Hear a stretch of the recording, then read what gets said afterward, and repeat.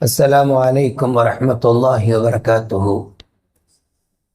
الحمد لله وكفى وعلى عباده الذين اصطفى، أما بعد. قال الله سبحانه وتعالى في كلامه القديم: أعوذ بالله من الشيطان الرجيم، بسم الله الرحمن الرحيم. يا أيها الذين آمنوا أطيعوا الله وأطيعوا الرسول ஆமன்னா பில்லாஹி ஸதகல்லாஹு மௌலானல் அதீம். சங்கைக்கும் மிகுந்த மரியாதைக்கும் மரித்தான மேலான பெரியவர்களே, பாசத்திற்குரிய சகோதரர்களே, அருமை நாயகம் ஸல்லல்லாஹு அலைஹி வஸல்லம் அவர்களின் நற்பாக்கியங்கள் நிறைந்த உம்மத்துமார்களே, நபிகள் நாயகம் ஸல்லல்லாஹு அலைஹி வஸல்லம் அவர்கள் இந்த ஷரீஅத்தை மிக எளிமையாக சஹாபாக்களுக்கு எடுத்துரைத்தார்கள். சஹாபாக்கள் நல்ல விஷயங்களை செய்கிற போது நபி அவர்கள் பாராட்டுவார்கள். சஹாபாக்கள் தவறுகளை செய்கிற போது அதை அவர்கள் மிக நளினமாக மிக எளிமையாக கண்டிப்பார்கள். நபியினுடைய போதனையிலும் எளிமை இருக்கும், நபியினுடைய கண்டிப்பிலும் கூட ஒரு நளினம் இருக்கும். ஆனால் அதே சமயத்தில் கண்மணி நாயகம் ஸல்லல்லாஹு அலைஹி வஸல்லம் அவர்கள் ஒரு ஹராமான ஒன்றை, அல்லாஹுவால் தடுக்கப்பட்ட ஒன்றை ஒரு சஹாபி நபி தோழர் செய்வதை கண்டால் அங்கே நபி அவர்கள் சமரசமாக மாட்டார்கள்.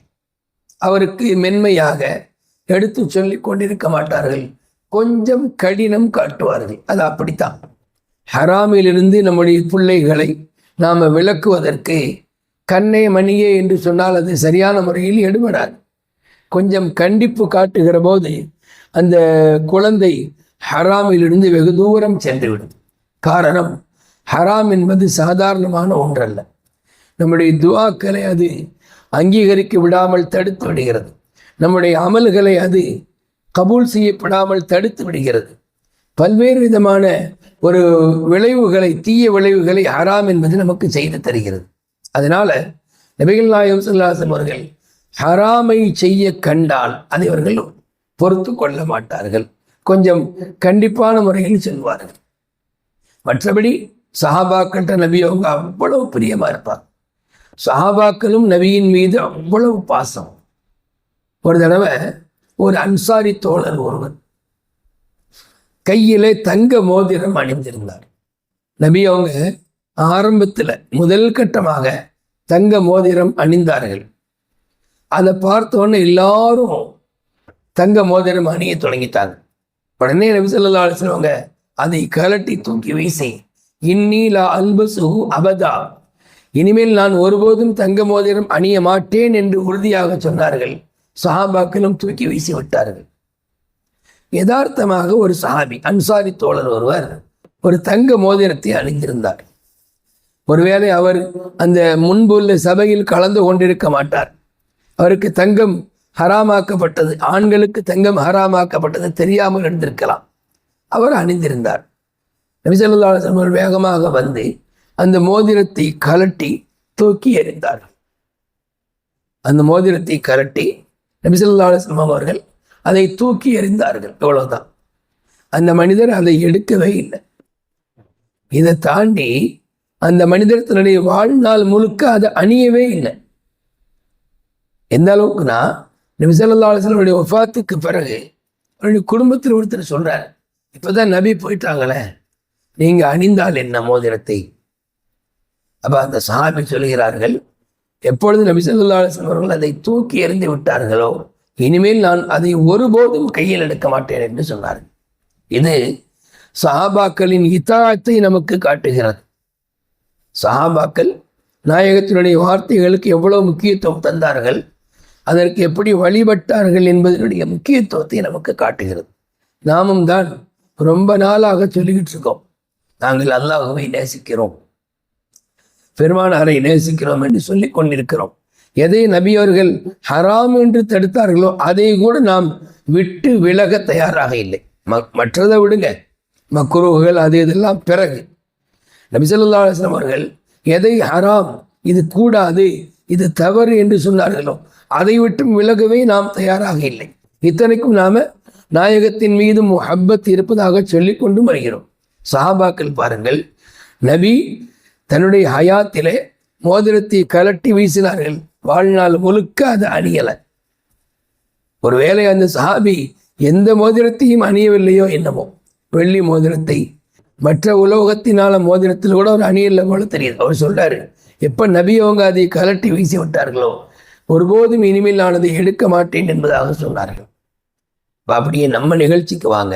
நபி ஸல்லல்லாஹு அலைஹி வஸல்லம் அவர்கள் எத்தனையோ விஷயத்தை இந்த உம்மத்திற்கு ஹராமாக்கினார்கள் இல்லையா?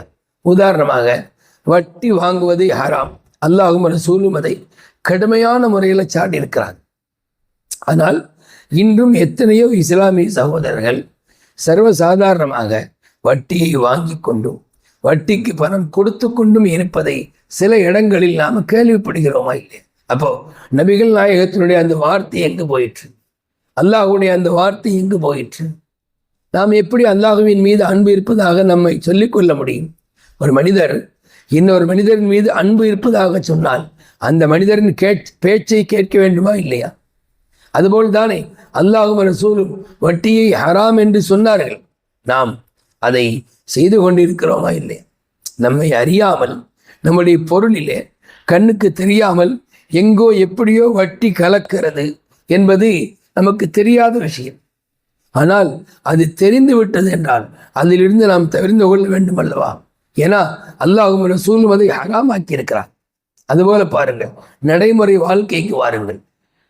நபிகள் நாயகம் ஸல்லல்லாஹு அலைஹி வஸல்லம் அவர்கள் சொந்த பந்தங்களை முறிப்பதை கூடாது என்று சொன்னார்கள். சொந்த பந்தத்தை முறிப்பவனுக்கு அல்லாஹுடைய ரஹ்மத்து இறங்கவே இறங்காது. அவருக்கு மாத்திரமல்ல, ஒரு ஹதீஸ் கொஞ்ச நாளைக்கு முன்னாடி வந்துச்சு மிஷ்காத்துல, லா தன்சிலுர் ரஹ்மத்து அலா கௌமின் ஃபீஹிம் காத்திஉ ரஹ்மின். ஒரு கௌமிலே, ஒரு சமூகத்திலே உறவுகளை முறித்தவன், சொந்தங்களை முறித்தவன் இருந்தால் அந்த சமுதாயத்திற்கே அல்லாஹுடைய ரஹ்மத் இறங்காது என்ற ஹதீஸினோடு. அப்படின்னா நபி ஸல்லல்லாஹு அலைஹி வஸல்லம் அவர்கள் சொந்தத்தை முறிப்பதை ஹராமாக்கினார்கள். நாம் அதிலிருந்து விலகி சொந்தத்தோடு சேர்ந்து வாழ்கிறோமா என்பதை ஒவ்வொருவரும் யோசிக்கும்.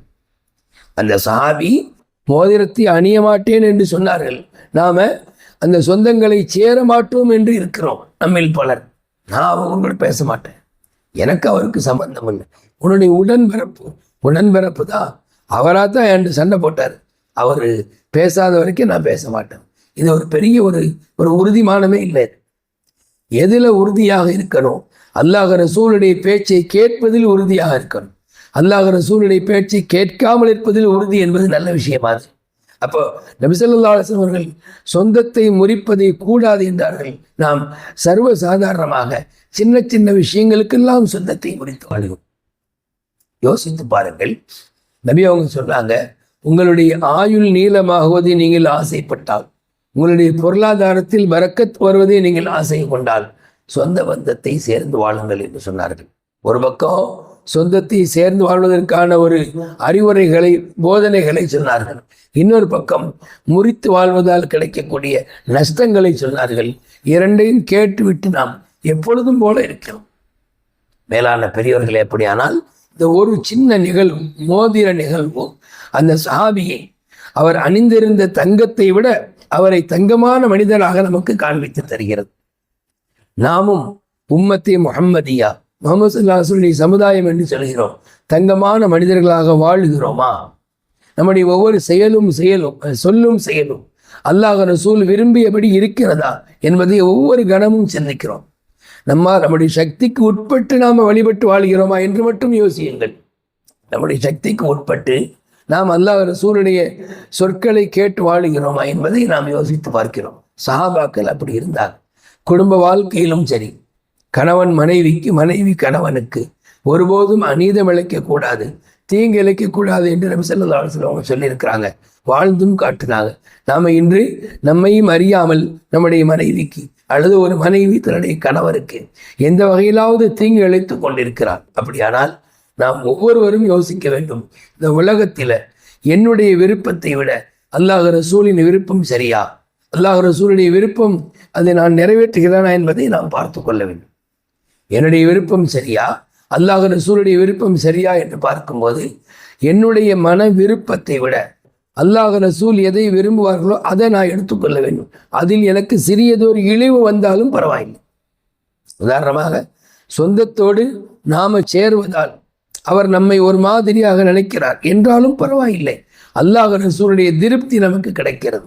மேலான பெரியவர்களே, வாழ்வது கொஞ்ச காலம் என்று சொன்னால் அந்த கொஞ்ச காலத்தில் நம்மால் முடிந்தவரை ஹராம்களை விட்டும் தூர விலகி வாழ வேண்டும்.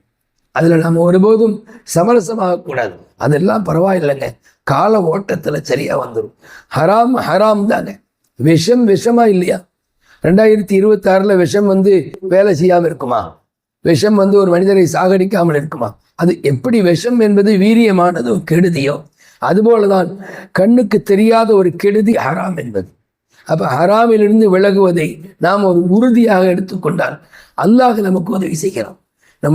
நமக்கு அருகிலேயே ஹராமை வரவிடாமல் பாதுகாக்கிறான். மேலான பெரியவர்களே, அப்படியானால் அல்லாஹ் ரசூல் சொல்லுகிற விஷயங்களை நாம கேட்டு வாழ்ந்து அவ்விருவருடைய பொருத்தத்தையும் திருப்தியையும் மறுமையில் அடைவதற்கு அல்லாஹ் நமக்கு தௌஃபீக் செய்வானாக. ஆமீன் ஆமீன் யா ரப்பல் ஆலமீன். அஸ்ஸலாமு